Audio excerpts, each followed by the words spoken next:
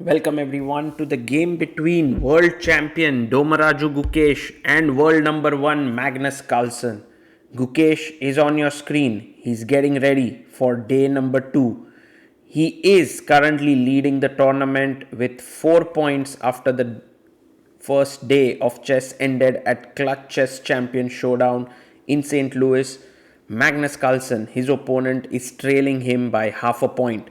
So this game becomes super important. Gukesh has the black pieces. You can see him calmly adjusting there. One of the things that Gukesh is working on heavily is to get better at shorter formats of the game, that is rapid and blitz. And this is something that he has to get better, as things are definitely moving towards shorter formats in many directions. He is the classical world champion. His classical chess is top notch. There Magnus arrives, one of the best players in all formats of the game. The thing about Magnus is that he's able to seamlessly switch the way he looks at chess in different formats. In classical, he's able to go deep. In rapid and blitz, he's able to move quickly. There you see him replacing some of the pawns with the others. He's ready for a fight. It's 10 minutes plus 5 seconds increment. 2 points for the winner here. A handshake. And this, dear friends, is the Duolingo recap of the round. Duolingo is an app where you can learn many languages. But now, do you know they have introduced chess as well? Well, it's your chance to use this app and get better at chess as well. Magnus opens the game with knight to f3. Pawn comes up to d5, g3 played, and pawn to c6. Gukesh going for the solid Slav setup, bishop to g2. The bishop comes out to g4 here, and Magnus pushes his pawn to c4. Now e6 played, and he takes. Now notice, if you take back with the c pawn, a check and you lose the bishop. If you take back with the e pawn, there could be potentially knight jumps. So Gukesh gives up this bishop here on f3 and then takes back with the c pawn.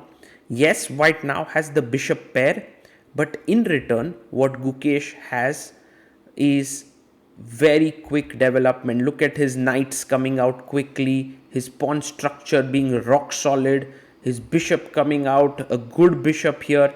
So yes, for the missing bishop pair, it's a good position that black has. But when it comes to Magnus Carlsen, these are the positions that he enjoys playing. You know, he loves positions where there's something to grind, there's not much of tactics that are happening. You can see here, he loves this. And this is the thing about Magnus and facing him. You have to be very careful. Knight e8. I love this maneuver by Gukesh. He's going with his knight to d6, where it controls both e4 and c4 squares. Knight comes into d6, and now bishop e1, just putting the bishop away. And then later on, this bishop can become handy on this diagonal. Queen d7 played, and queen d1. This is what Magnus loves to do, these little moves that he's playing to just keep grinding here. f5, Gukesh goes for this move. Yes, he weakens the e5 square, but the white knight is far away from it. Bishop e2 played, and he goes knight to e4, jumping in to the center of the board. Knight to a4 played here by Magnus. By the way, this position had been played before. Knight e4 was played in that one game, but now knight a4 is a new move. Gukesh goes bishop d6. The black knight is pushed away with f3. The position is around equal here, but the thing is, when you're facing Magnus, it's always a little bit stressful, these positions. Knight c5 played. Do you want to give up your bishop here? Which is a fine idea, but Gukesh keeps the bishop. He goes queen e7, and now knight comes to d3. Now the knight has been somehow magically maneuvered to look at this square. Rook c7 by Gukesh, and b4. Very interesting. You can't take this pawn because I'll take on c7 first, and then b4 would hang. So rook c8 played. Gukesh could have started kingside play, but he's going for queenside, like sort of some kind of more solid approach. b5 played here, pushing the knight away from the c6 square. The knight goes back to d8. And now rook takes c7 taken, rook takes c7 by Gukesh, and Magnus maybe a4 to gain more space. What is interesting to note is that the position is still even, but if you look at just this sense of what's happening, it could very well feel like Magnus is the one who's pushing a5. He's toying with the idea of pushing b6. I love Gukesh's move g5 here. It's an excellent move. You're trying to play g4 at some point. a6 played by Magnus, and maybe you should respond with b6. Yes, keeping everything closed.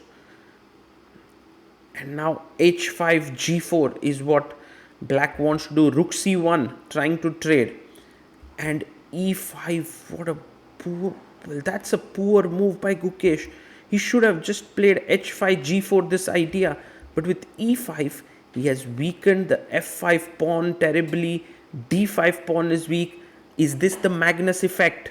You know, you had a completely fine position, but then all of a sudden you make this move and get into a terrible position. Queen takes c7. Gukesh just completely going wrong. D takes e5. Knight takes, and now just take on e5. Gukesh at 4 minutes here. Magnus has 5 minutes 22 seconds. Bishop takes e5. The f5 pawn is a bit soft here. d5 is also weak. He goes bishop d3, putting pressure on f5.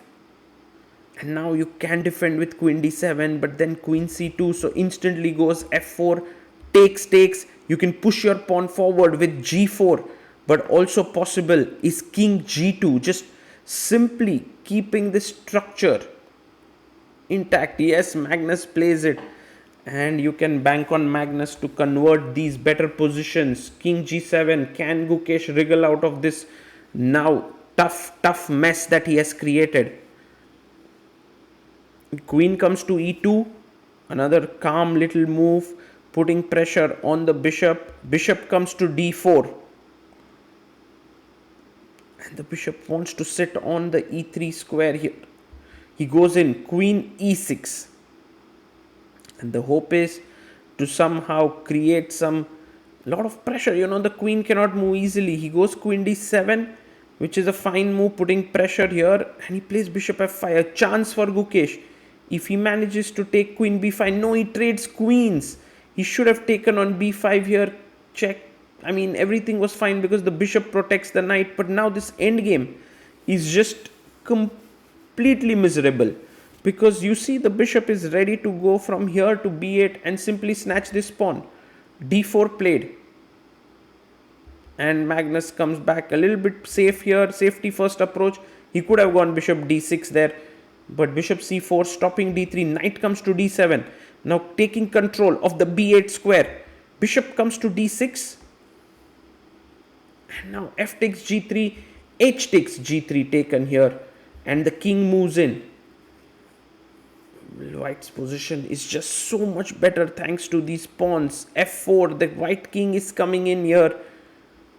Step by step, Magnus is going to just completely take the position to its logical conclusion. King f3, bishop comes to d2, Gukesh down to 15 seconds. Magnus has 2 minutes. Bishop d2. And now he goes bishop d5. Gukesh tries to keep some pressure on the g3 pawn, but bishop c6, now attacking the knight. The king comes here, bishop c7. Everything is tied up. Gukesh comes back to a5 because maybe the threat was at some point to take here and take on b6. He goes f5, you can't take, the knight is hanging. King e7 played. And now king comes up to e4. And you can see d4 is hanging and Gukesh resigns. Look at the position. It's equal material, but white is completely dominating. And this is why Magnus is considered an endgame GOAT. One must say that Gukesh panicked with that move e5, and that's what we call the Magnus effect. And here he says you should have gone h5 g4, and it was completely fine. It's important to understand how black should play in this position. After rook c1, Gukesh went wrong with the move e5, and we saw how Magnus took advantage of it. How should Gukesh have played?